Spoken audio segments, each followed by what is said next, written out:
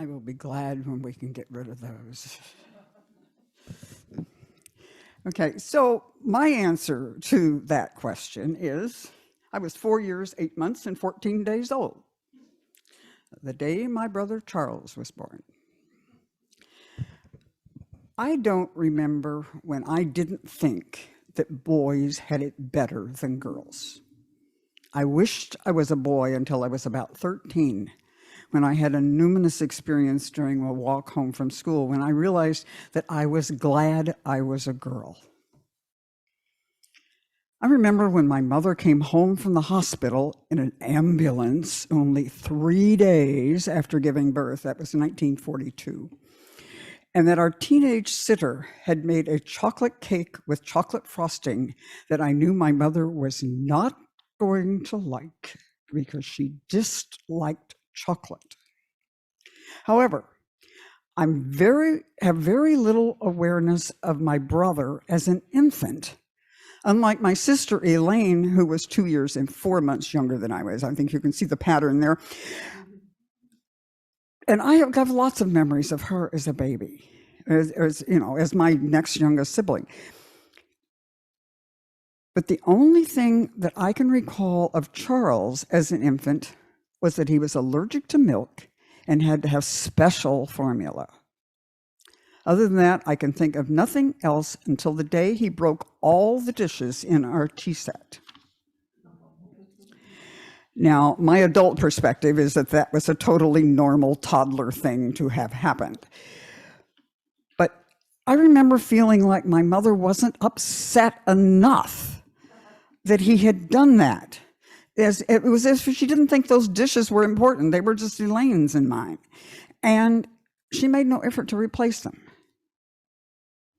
Years later, when we were adults sitting around doing that, oh, you remember thing, you remember when, thing, I related the two phrases that I heard it over and over again from our father. Don't be so quick to express your opinion. And think for yourself, which meant like I do. Our brother's response, were we raised in the same house? Now, I obviously took those admonitions with a grain of salt. However, not without cost to my self-confidence, the rate at which I learned to express cogent thought, and my sense of worth. It also didn't help that in the church of my childhood, a woman still cannot stand in the pulpit as I am here today. I don't think our parents meant to favor our brother. In fact, they denied having done so. But throughout our childhood, I can give many examples of total gender non-specificity, such as learning how to use hand and power tools, building things, chopped off the head of the chicken we were going to have to eat for dinner. However, systemic misogyny is just as insidious and destructive as the caste system described by Isabel Wilkerson in Caste, The Origins of Our Discontents. As I read that book, I found many examples that applied as much to gender inequality as to race. One paragraph from the chapter, Inherent Superiority versus Inherent Inferiority, could just as easily read, beneath each pillar of gender was the presumption and continual reminder of the inborn superiority of the male and the inherent inferiority of the female. It was not enough that the male be separated from the female for reasons of pollution due to some religious curse, but that it must be understood in every interaction that the male was superior and inherently deserving of the best in any given society, and that the female was deserving of her plight. Now, American women got the vote in 1920, and it has long been my thought that women of my mother's generation thought it was enough. Their mothers had marched and advocated not only for the vote, but for infrastructure such as clean sewers and clean water, and other public health programs, and libraries, and child labor laws, and temperance. That one was not a good idea. And once they got the vote, they thought they were done. Despite the powerful example of Rosie the Riveter and her sisters, it wasn't until the women of my generation and of our younger sisters burned our bras. I actually didn't do that. Went to college in unprecedented numbers and became creditworthy that we began inching toward professional and economic equality. Currently, there is no country on earth where women are equal. The countries closest to achieving gender equality are the Nordic countries, Iceland, Norway, Finland, and Sweden. But even there, women are only 80% equal. After the Nordics come New Zealand, Namibia, and Rwanda, with the United States in 30th place.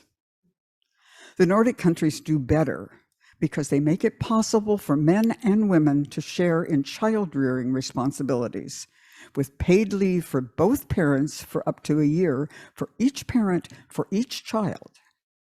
In other words, not only is parenting recognized as a two-person activity, children, the embodiment of the future, are important enough to warrant the time and attention of both parents. These countries also support early childhood education better than we do. Anywhere on earth, the more that women are equal and better, the better all people in that society fare. And what does that mean? It's a world where women control our fertility, our rights to divorce, and there are laws against violence against women. And women are involved in politics and have full voting rights and the right to hold elective office. And economic parity is improving. In these cultures, all women, men, and children have a better quality of life than in any place on earth where women are not equal. Anywhere on earth where women lead lives that are impoverished mentally, spiritually, or physically, that country is also impoverished. Now, in this setting, this is like preaching to the choir.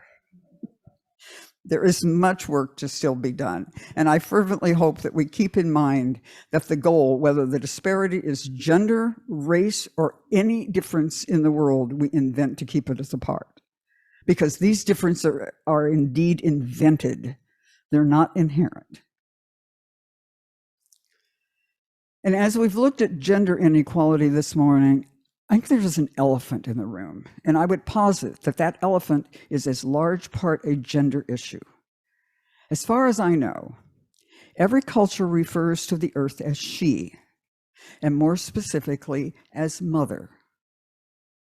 Our mother, the very ground and water and air that makes the light of the sun, that takes the light of the sun and sustains all life, is an extremist.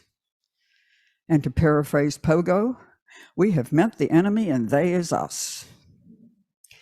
It is time for us, therefore, together, to demonstrate our leadership in the ecological and social changes necessary to begin to mitigate the effects of global warming. Our mother is crying out to us, you and me, to change the attitudes of entitlement and possession that condoned abuse and neglect into ones of respect and gratitude and love that will care for and nurture our home. We can do this, and I urge us to have further conversations about how. Now, originally, that was the last sentence of this talk. A couple days ago, I learned that Chris Malin is going to speak to that very subject on our next Social Justice Sunday on April 24th. So blessed be, and may it be so.